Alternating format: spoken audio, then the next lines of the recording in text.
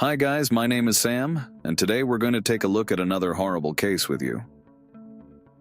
In his own apartment, a 57-year-old man met a brutal end at the hands of his 3 teenage daughters.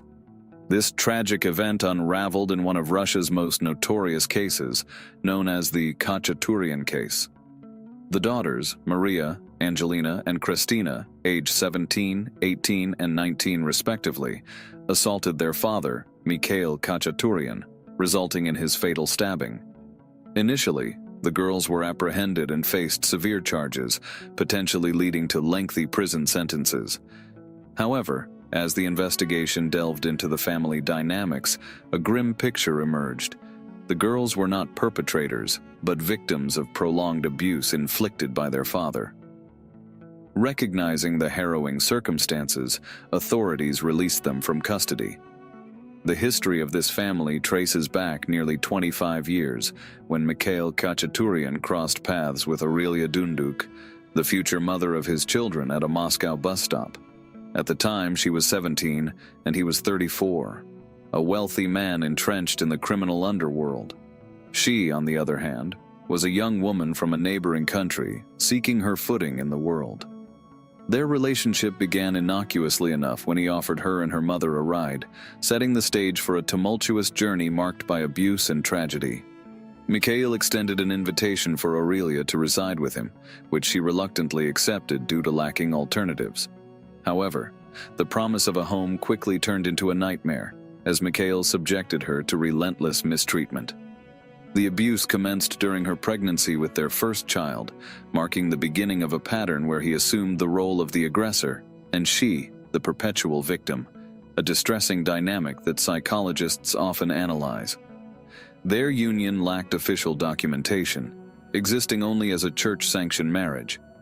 This unconventional arrangement likely served Mikhail's interests, as it prevented Aurelia from claiming any entitlement to his assets. Craftily, Mikhail ensured his property and financial holdings were registered under the names of his mother and sisters.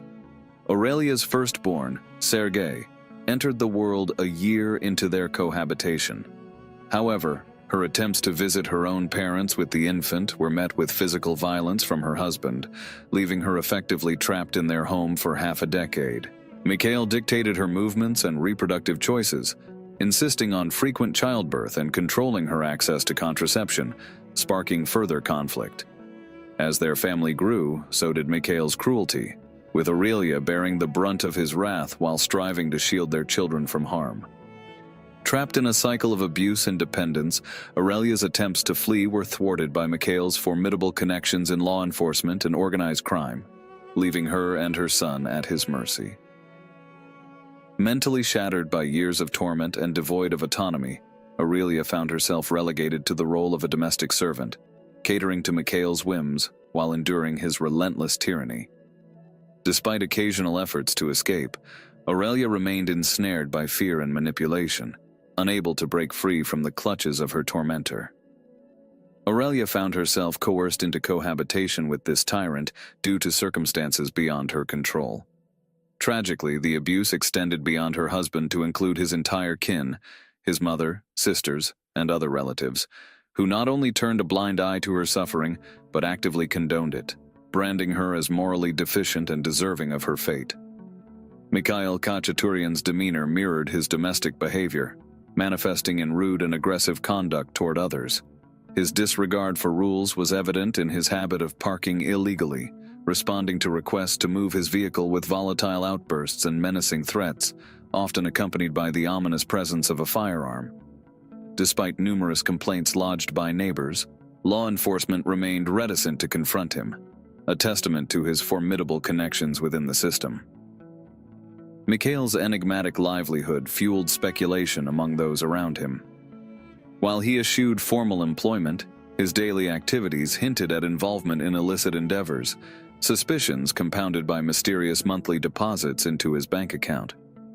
Within criminal circles, he might have been perceived as a decider, an intermediary facilitating transactions between other underworld figures, albeit a minor one. Nevertheless, the family's modest lifestyle belied any notions of wealth or opulence. Amidst this volatile environment, Mikhail's home harbored an arsenal of weaponry, serving as a stark reminder of his detachment from familial affection and warmth. His temper frequently spiraled out of control, often resulting in him brandishing a gun and issuing death threats, despite considering himself a devout follower of religion. His pilgrimages to Israel, where he immersed himself in fervent prayer, perhaps served as a misguided attempt at seeking redemption for his transgressions. With each passing year, Mikhail's demeanor deteriorated further, veering into heightened aggression, yet his wife remained powerless to intervene. Even when she sought medical attention after being assaulted, her candid admission of her husband's culpability fell on deaf ears, underscoring the prevailing belief that familial matters were off-limits to external interference in Russian society. Shockingly, her husband's violence even extended to the confines of a police station, where authorities callously dismissed her plight as a mere domestic affair. The rift between father and son deepened over time, exacerbated by Mikhail's unfounded suspicions regarding Sergei's parentage. At a tender age of 16, Sergei was cruelly cast out into the bitter cold without resources, compelled to spend the night exposed to the elements. Despite his mother's intermittent gestures of kindness, Mikhail's wrath knew no bounds, prompting Sergei to flee permanently from his paternal home. The sisters, Christina, Angelina, and Maria, endured a childhood fraught with fear and animosity, their once amicable relationship with their father marred by his escalating hostility. Despite their outward cheerfulness and charm noted by their school teachers, the specter of their father's abuse loomed ominously over their formative years, leaving indelible scars on their psyche. School became a refuge for the girls, offering respite from the tumultuous environment at home.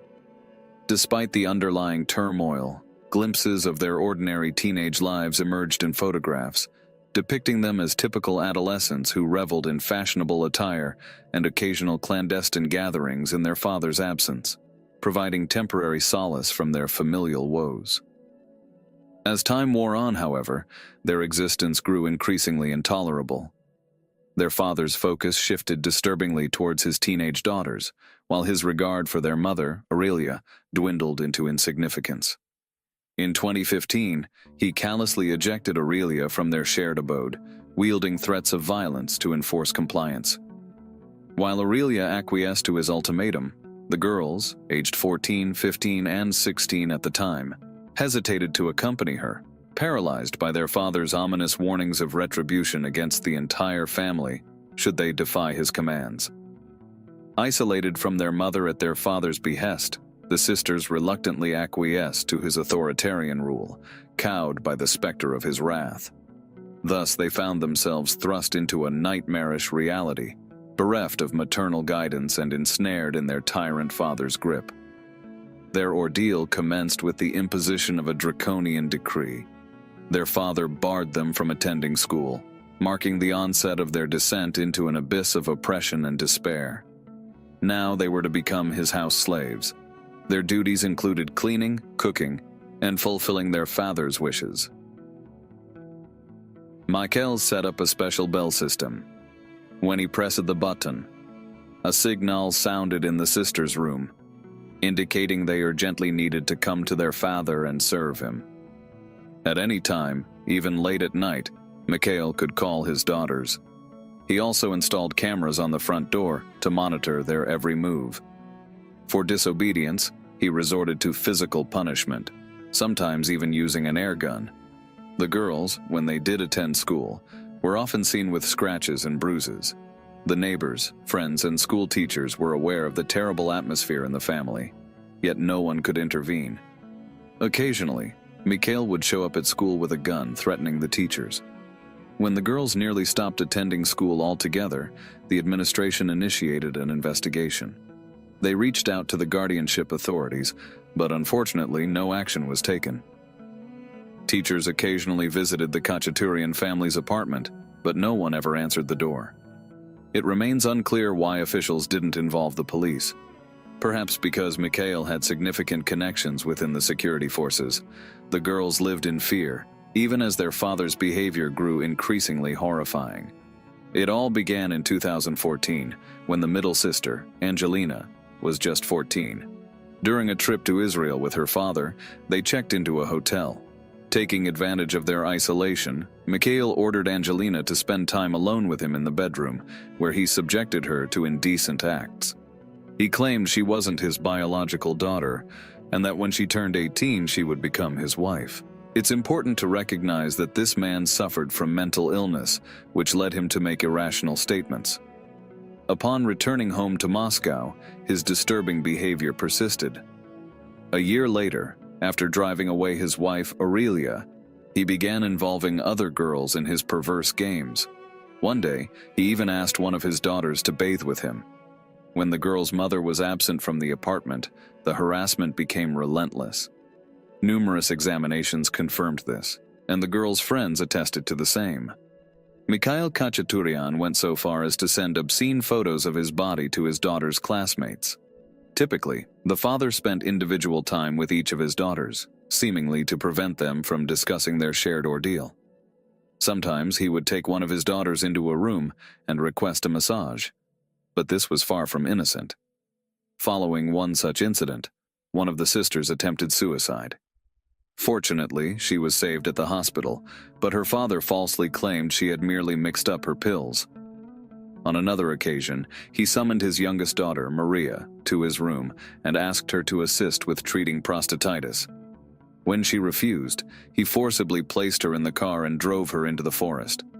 There, he tied her to a tree and threatened her with a knife. Despite the terrifying situation, Maria stood her ground. Hours later, he returned and took her back home. The girls were trapped in an atmosphere of violence, convinced by their father that they were his slaves, obligated to fulfill his every demand. Sadly, they had little faith in the state's ability to intervene, having witnessed their father repeatedly evade consequences. Trapped in a harrowing reality, avenues of escape appeared sealed shut for the sisters. Mikhail's deep-rooted connections to the criminal underworld and law enforcement dashed any hope of seeking help from the authorities. Even seeking refuge with relatives seemed like an exercise in futility. Their mother, Aurelia, stood as a shattered figure, incapable of offering any solace, having endured her own years of victimization. Meanwhile, Mikhail's relatives remained steadfast in their support, steadfastly refusing to acknowledge his capacity for harm. The sisters found themselves entangled in their dire circumstances, devoid of income, shelter, and with the youngest sibling still a minor. Any attempt at escape would only result in her forced return home, a prospect the older sisters couldn't bear to contemplate. Enduring violence and despair, they clung to a fragile hope that the youngest sister's eventual maturity would pave the way for their liberation. However, in July 2018, a breaking point shattered their resolve. The ceaseless torment became unbearable. Fresh from psychiatric treatment, Mikhail's return sparked a torrent of rage at the state of the house and his daughter's perceived disobedience. Subjected to his cruel retribution, the older sister, Christina, succumbed to the effects, weakened by asthma. As their father succumbed to sleep, the girls made a daring choice: to put an end to their torment. Armed with knowledge of a knife in the car and a hammer from their tools, they descended into the darkness below. In the dimly lit room, their father slumbered in a rocking chair, unaware of their approach. With trembling hands and hearts heavy with desperation, they struck out, determined to break free from the nightmare that had consumed their lives. Angelina gripped a hammer, Maria held a knife, and Christina deployed pepper spray, each contributing to the chaos that unfolded. Mikhail, bewildered and disoriented, stumbled out of the apartment onto the stairwell as the attack ensued. In a pivotal moment, Angelina wrested the knife from Maria's hand and delivered a fatal blow to his heart, leaving him with at least 36 stab wounds. Despite the piercing screams echoing through the building, neighbors hesitated to intervene, numbed by the frequent turmoil emanating from the Khachaturian household. In a desperate bid to evade culpability, the girls concocted a plan to stage their father's assault and inflict injuries upon themselves. Their call to emergency services painted a picture of self-defense, only for them to later retract their statement during interrogation, offering a candid confession instead. Despite facing murder charges, they were eventually released due to evidence suggesting emotional instability, with the youngest sister deemed insane at the time of the tragic incident. Further scrutiny unearthed a harrowing reality: their father's systematic abuse and perverse behavior towards them.